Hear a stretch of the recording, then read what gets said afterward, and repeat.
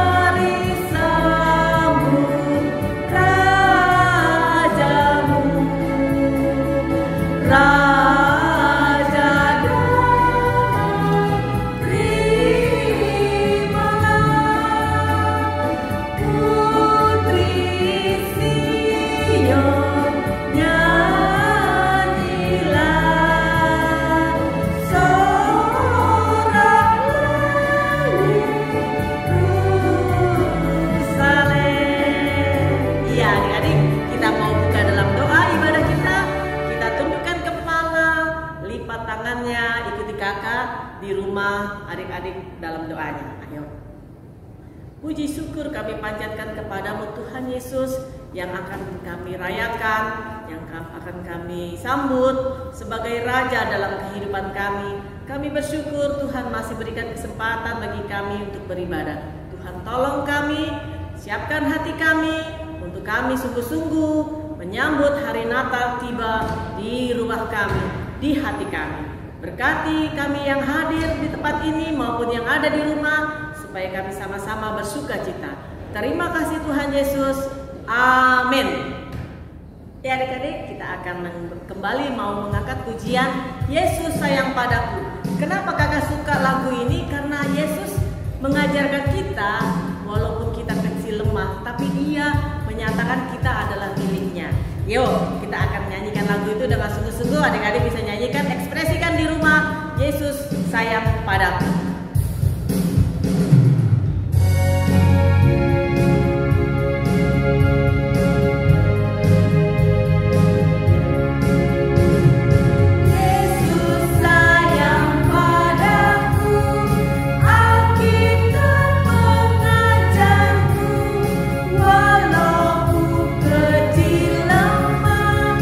Aku ini miliknya.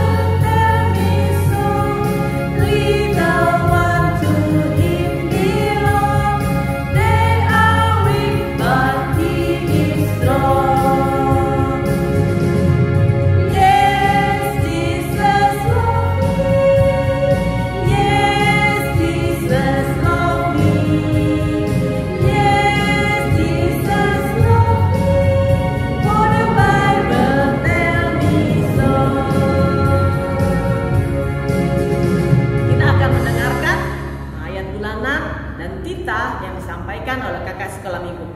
Yuk kita dengarkan. Titah pertama. Akulah Tuhan Allahmu, seru Tuhan kita. Tidak boleh ada Allah lain kecuali Aku.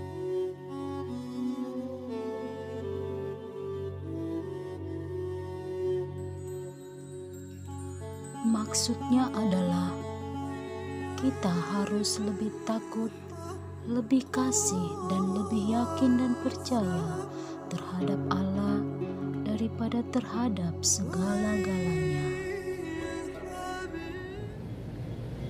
Adik-adik, kembali kita akan mengangkat pujian dari lagu Kidung Jemaat di Badai Topang Dunia. Kapita.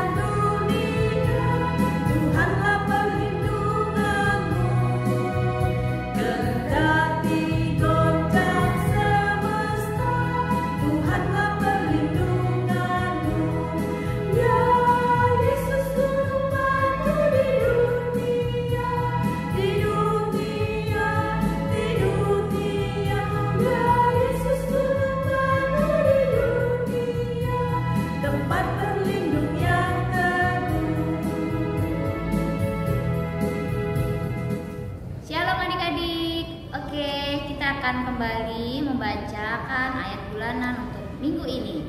Nah, karena ini bulan Desember, berarti kita dengan ayat yang baru. Sudah tahu belum adik-adik yang di rumah? Apa ya kira-kira ayat bulanan kita bulan ini? Oke, yuk. Kalau sudah tahu, kita buka sama-sama Alkitabnya. Yang belum tahu, kakak kasih tahu ya. Jadi, ayat bulanan kita bulan Desember itu ada di Yehezkiel 34 ayat 23. Yehezkiel itu berarti perjanjian lama ya adik-adik ya. Yuk kita buka Alkitabnya sama-sama. Udah dibuka? Kita buka Yehezkiel 34 ayat 23 ya. Ayo kita baca sama-sama ya. 3, 2, 1. Yehezkiel 34 ayat 23.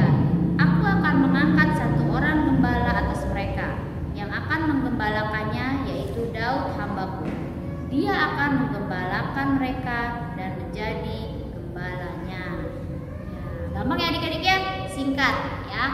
Mulai dihafal, kalau sudah hafal nanti langsung kirim ke kakak-kakak sekolah minggunya ya. Oke adik-adik, itu saja bulan kita bulan ini. Terima kasih.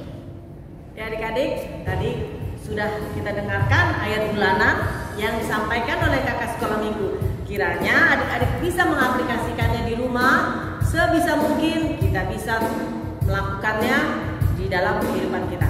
Kita kembali mau mengangkat pujian dari Kidung Jemaat, lagunya Bila Kulihat Bintang Gemerlap.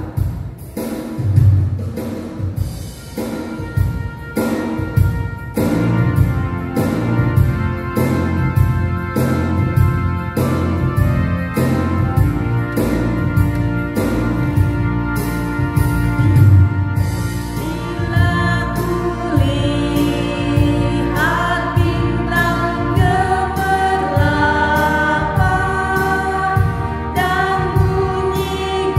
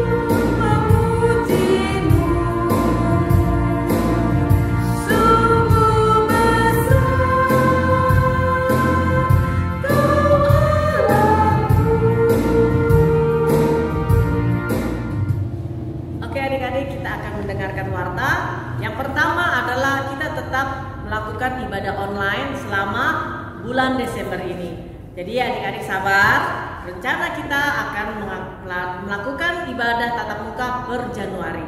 Jadi adik-adik persiapkan dirinya, makan yang sehat, tetap kita menjaga kesehatan kita. Yang kedua, kita harus persiapkan diri kita menghadapi apa? PHS, penilaian akhir semester. Adik-adik pasti akan sudah menghadapi PHS. Jadi buat yang belum belajar di rumah yang rajin, berikan yang terbaik di dalam belajar sekolahan adik-adik. Yang ketiga adalah kita akan melakukan gladi bersih. Apa itu gladi bersih? Kita akan melakukan latihan-latihan semua yang berhubungan dengan perayaan Natal kita. Natal kita adalah tanggal 19 bulan Desember. Jam berapa adik-adik? Jam 4 sore. Jadi adik-adik yang sudah dipilih, yang sudah terdaftar untuk hadir di Natal Sekolah Minggu, datang dan berikanlah yang terbaik. Jangan terlambat, makan dulu dari rumah supaya kita bisa sukacita mengikuti kebaktian Natal Sekolah Minggu.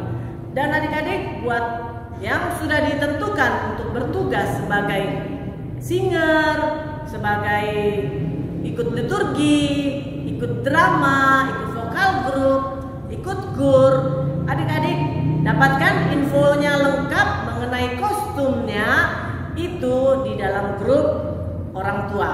Jadi adik-adik bisa tanyakan kepada mama papa apa berita untuk persiapan Natal kostum adik-adik. Jadi adik-adik, tapi untuk tanggal 19 adik-adik bisa memakai kostum sekolah minggu kita, atasan putih untuk laki-laki dengan memakai suspender dan celana warna nude yaitu coklat susu. Buat yang perempuan pakai dress yang cantik. Persiapkan ya adik-adik ya. Demikianlah warta kita hari ini. Kiranya adik-adik bisa memahaminya dan bisa ditanyakan kepada kakak sekolah minggu. Terima kasih. Adik-adik, saatnya kita akan mendengarkan firman Tuhan. Adik-adik siapkan hatinya, siapkan Alkitabnya. Kita akan mendengarkan firman Tuhan dan di dalam mempersiapkan kita akan mengangkat pujian karena kasihnya pada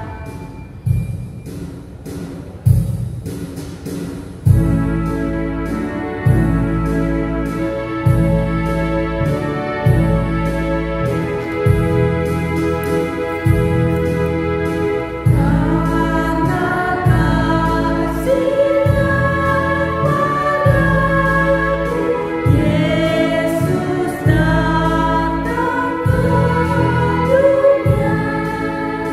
dunia.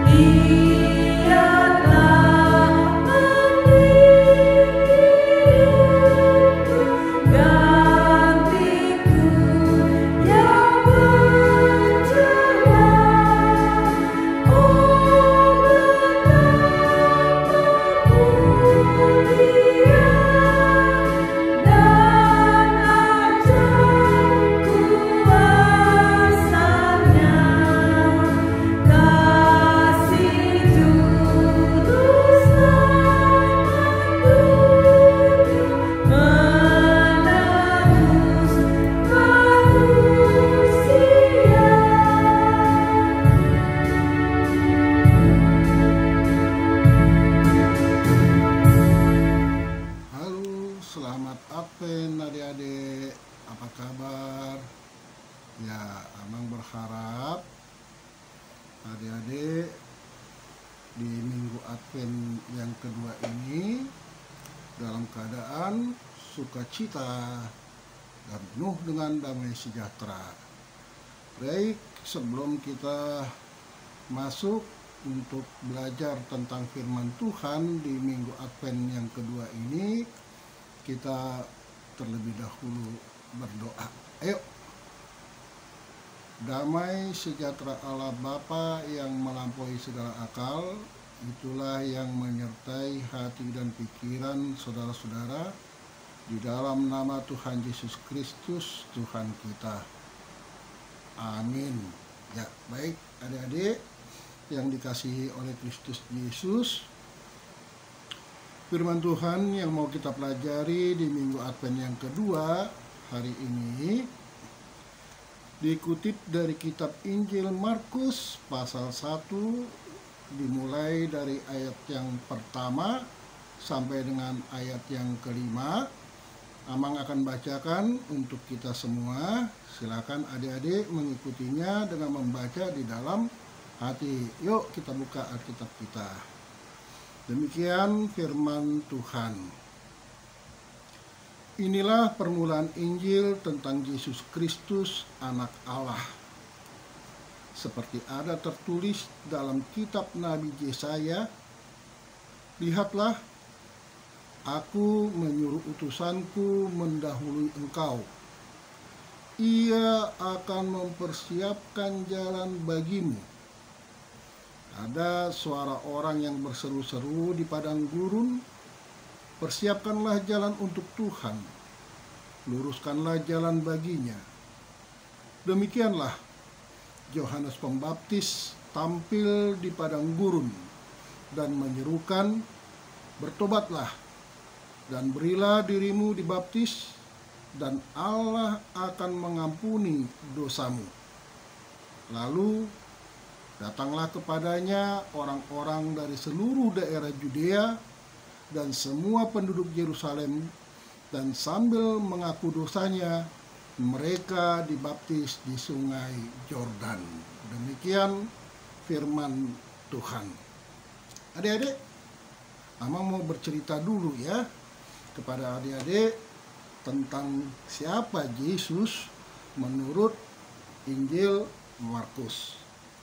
Dahulu kala, sekitar tahun 500-an sebelum Masehi, ada seorang nabi yang bernama Yesaya telah memberitahukan kepada banyak orang tentang firman Tuhan yang mengatakan bahwa Tuhan akan menyuruh utusannya mempersiapkan jalan bagi Yesus. Dia akan berseru-seru di padang gurun dan berkata, persiapkanlah jalan untuk Tuhan, luruskan jalan baginya. Itu yang harus disampaikan oleh utusan Tuhan menurut Nabi Yesaya pada waktu itu. Nah, tentu kita akan bertanya, siapa yang menjadi utusan Tuhan untuk menyuarakan perkataan persiapkanlah jalan untuk Tuhan, luruskanlah jalan baginya? Siapa yo? Iya, dia adalah Yohanes Pembaptis.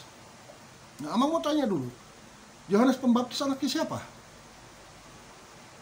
Ya, iya, Yohanes Pembaptis adalah anak daripada Zakaria dan Elisabet, ya. Nah, Yohanes Pembaptis tampil di padang gurun di tepi sungai Yordan. Ini satu tempat yang begitu sunyi, yang begitu sepi, begitu kan? Tetapi walaupun sepi, banyak orang datang ke situ, kan?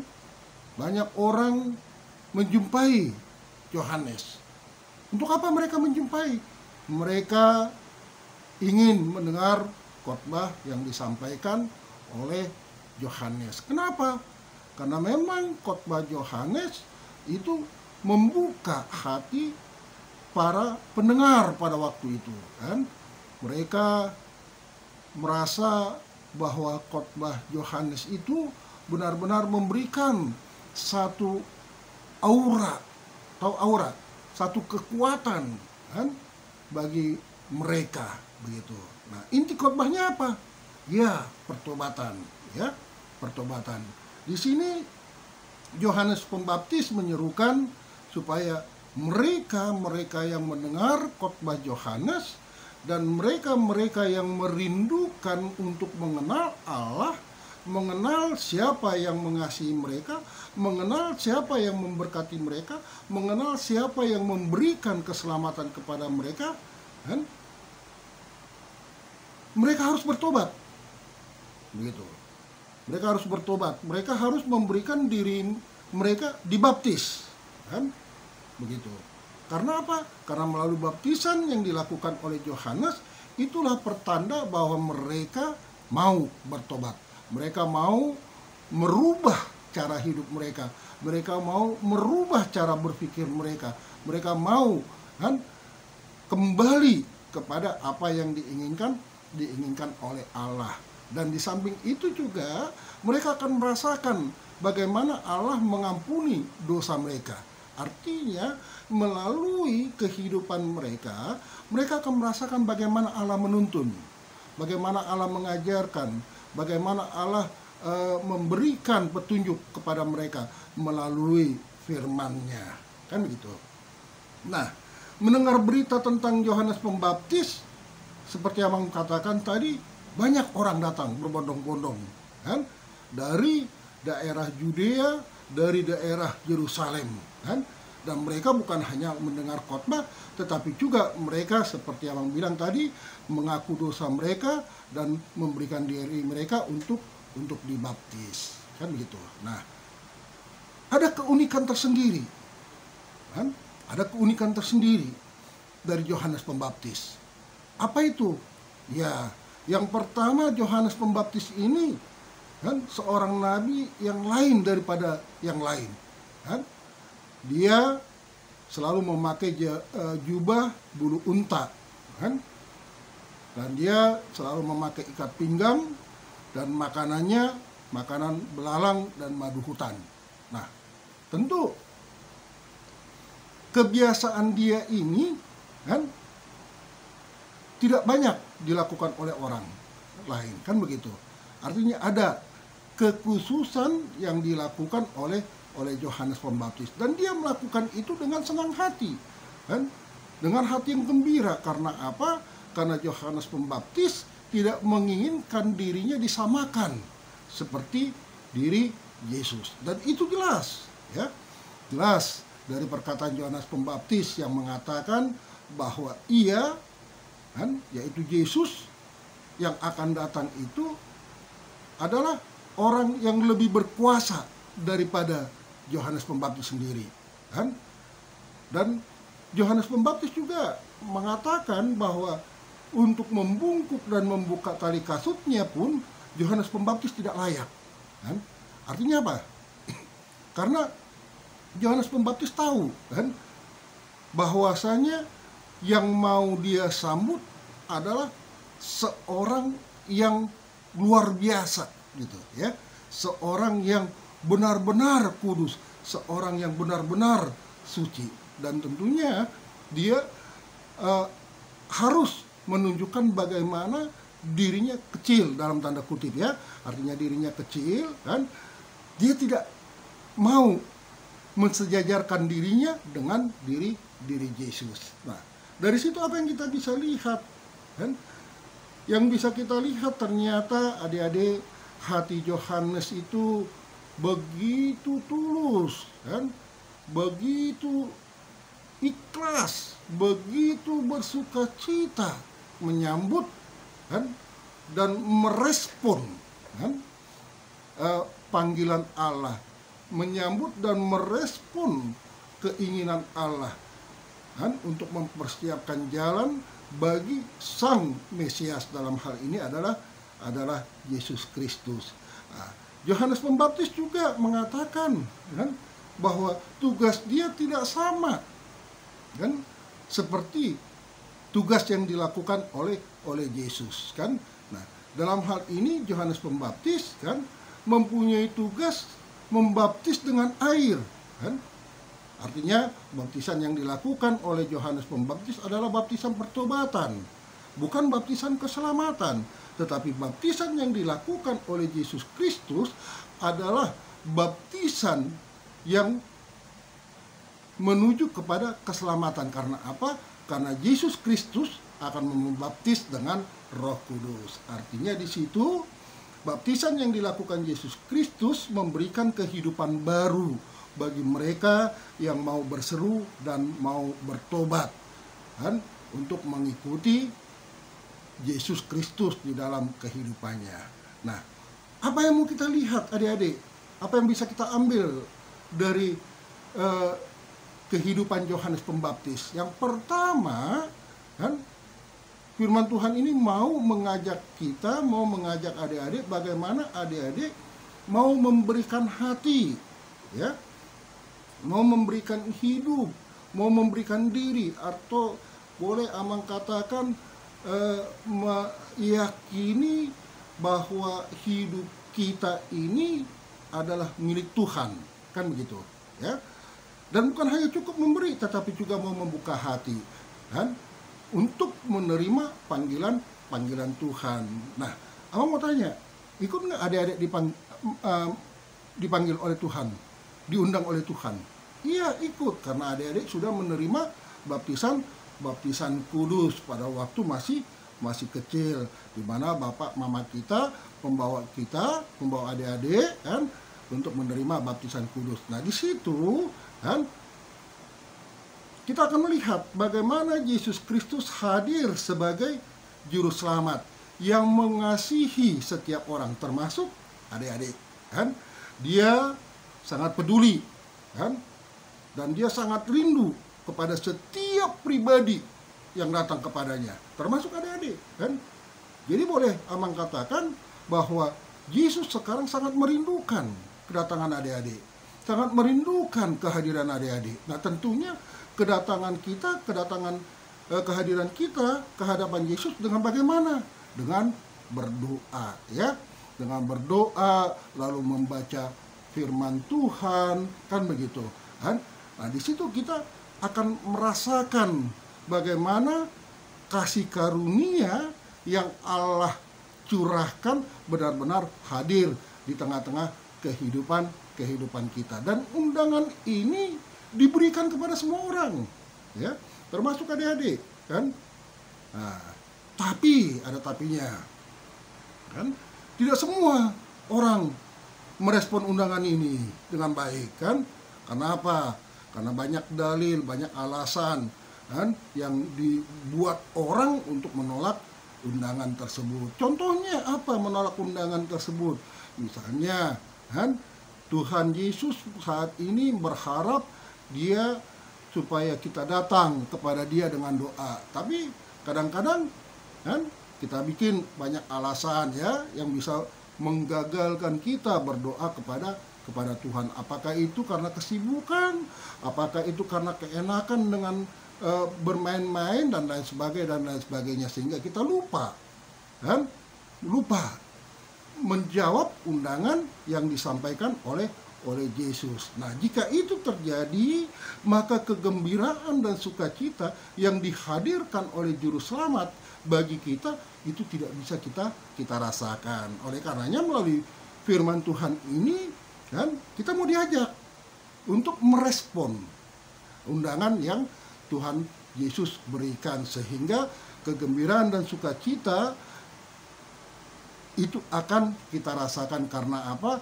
Karena firman Tuhan yang memberikan kekuatan yang baru, yang menghibur kehidupan kita di saat kita sedang dalam tanda kutip kesusahan. Itu yang pertama. Yang kedua yang diminta di sini, bagaimana kita mewujudkan kasih dan sukacita kepada sesama. Artinya apa? Nah, Yesus Kristus datang bukan hanya untuk diri saya. Dia datang bukan hanya untuk diri adik-adik, tetapi kehadiran Yesus Kristus itu untuk semua orang. Ya, artinya kehadirannya sebagai juru selamat itu dibutuhkan oleh semua orang, dan kabar baik inilah yang harus kita wartakan, yang harus kita beritahukan kepada setiap orang. Caranya bagaimana? Dengan menunjukkan kasih, dengan menunjukkan sukacita yang nyata di dalam kehidupan kita. Supaya apa? Supaya mereka yang ada di sekeliling kita juga melihat dan bisa merasakan, kan begitu ya. Oh, kok ini selalu bersukacita, nggak pernah bersungut-sungut, nggak pernah marah-marah, nggak pernah merasa ragu, tetapi dia percaya, yakin, kan? Bisa melakukan, bisa menyuarakan tentang kebenaran Tuhan, sehingga orang-orang akan mengikutinya, akan mencoba, kan? Mencari tahu siapa, kan? Siapa yang menjadi, kan, guru, atau siapa yang mengajarkan kepada kita. Tentu disitulah, kan, mereka akan melihat bahwa memang kasih Kristus itu benar-benar sempurna dan diperuntukkan oleh setiap orang. Hati yang seperti inilah, kan, yang diminta, kan, oleh Tuhan Yesus di saat kita mempersiapkan diri, ya, menyambut kedatangannya, baik melalui kelahirannya yang sudah terjadi beribu tahun yang lalu, maupun menyambut kedatangannya untuk yang kedua kali. Nah, oleh karenanya, melalui cerita ini kita mau diberitahukan, kan, bagaimana cara kita menyambut kedatangan Yesus, bagaimana cara kita menyambut kelahirannya, dan tentu dengan cara bertobat, kan. Nah, bertobat itu berarti berbalik, berubah 180 derajat dari kebiasaan yang tidak baik menjadi kebiasaan yang baik, dari kebiasaan yang buruk menjadi kebiasaan yang baik, kan. Meninggalkan semua kehidupan yang tidak berkenan di hadapan Allah. Nah, barang siapa yang melakukan ini, kan, nah disitulah dia akan menunjukkan bagaimana dia mengasihi Yesus, ya, dia mengasihi Kristus, kan. Kenapa? Karena dia sudah meneladani kehidupan yang dilakukan oleh Yesus, dan tentunya keteladanan tersebutlah yang akan dilihat oleh orang-orang yang ada di sekitar kita, sehingga orang-orang yang ada di sekitar kita juga akan ikut meneladani apa yang sudah diajarkan oleh Yesus. Ingat bahwa Yesus lahir saat ini bukan hanya di kandang domba di Bethlehem, tetapi Yesus juga lahir di dalam hati kita, di dalam hati adik-adik semua. Untuk apa? Untuk menolong adik-adik agar adik-adik mampu melakukan seperti apa yang dilakukan oleh Yohanes Pembaptis, yang selalu menyerukan pertobatan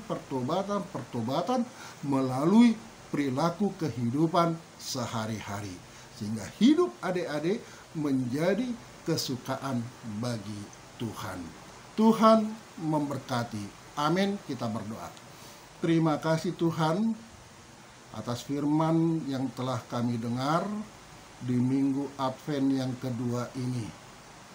Biarlah firman-Mu itu menjadi rema bagi kehidupan kami, sehingga kami anak-anak-Mu boleh menunjukkan keteladanan sesuai dengan apa yang telah Engkau ajarkan kepada kami melalui firman-Mu.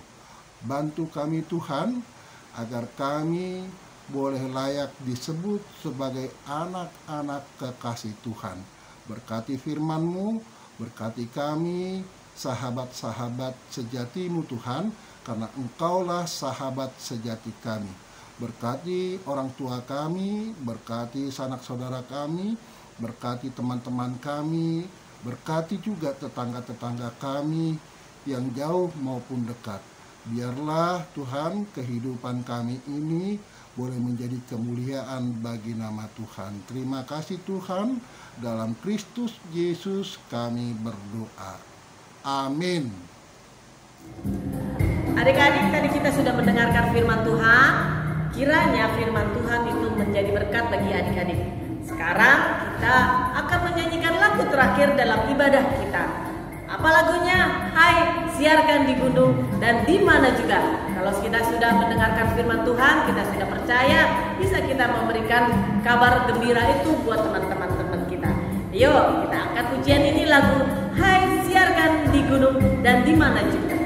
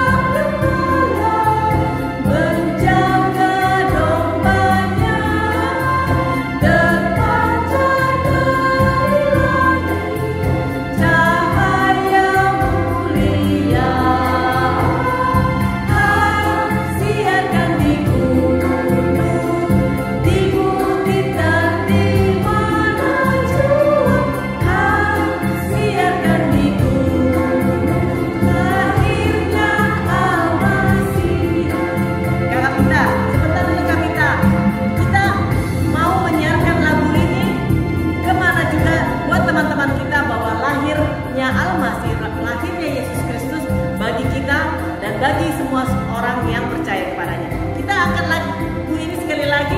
Hai, siarkan di gunung. Siarkan di gunung, di bukit dan di mana jua. Hai, siarkan di gunung, lahirnya Al-Masih. Di waktu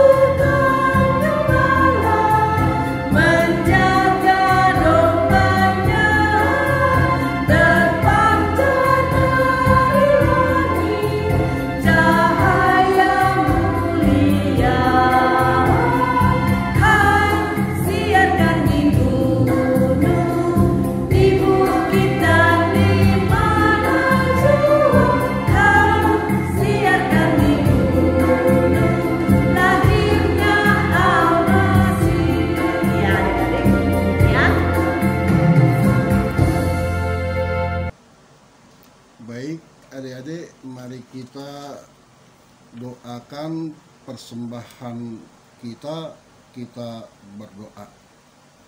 Ya Allah Bapa kami yang di surga, kami mengaku bahwa Tuhan adalah sumber dari segala karunia yang melimpah dalam kehidupan kami masing-masing. Sebahagian daripada karunia itu kami serahkan kembali sebagai persembahan kepada Tuhan. Terimalah dan berkatilah persembahan umat-Mu ini, agar dapat kami pergunakan untuk pekerjaan dan pelayanan kerajaan Tuhan di dunia ini. Bukalah hati kami untuk mengenal betapa banyak berkat dan karunia yang kami peroleh dari Tuhan, supaya kami senantiasa bersyukur kepadamu, di dalam nama Yesus Kristus Tuhan kami. Amin.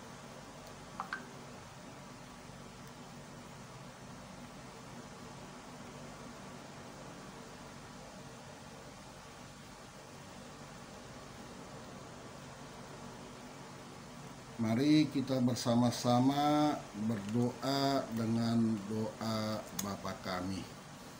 Bapa kami yang di sorga, dikuduskanlah namamu, datanglah kerajaanmu, jadilah kehendak-Mu di bumi seperti di sorga. Berikanlah kami pada hari ini makanan kami yang secukupnya, dan ampunilah kami akan kesalahan kami, seperti kami juga telah mengampuni orang yang bersalah kepada kami. Dan janganlah membawa kami ke dalam percobaan, tetapi lepaskanlah kami daripada yang jahat.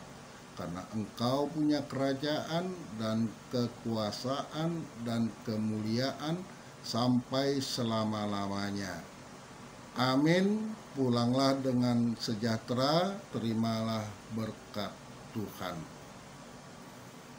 Tuhan memberkati engkau dan melindungi engkau.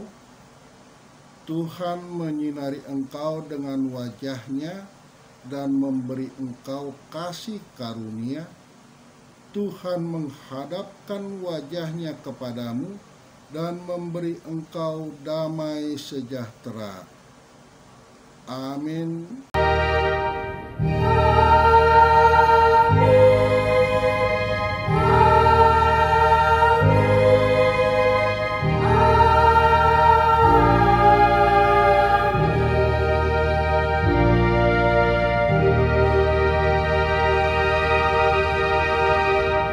Demikianlah ibadah kita minggu ini.